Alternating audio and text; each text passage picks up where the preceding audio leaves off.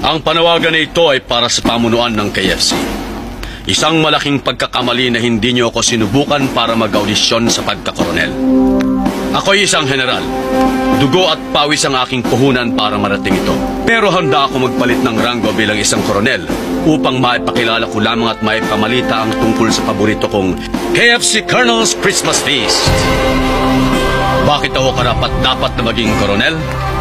Marami akong parangal, tinitingala, iniidolo, matipuno, matapang, may kredibilidad, matalino. Maraming kaibigan. Approve niyo ang friend request ko.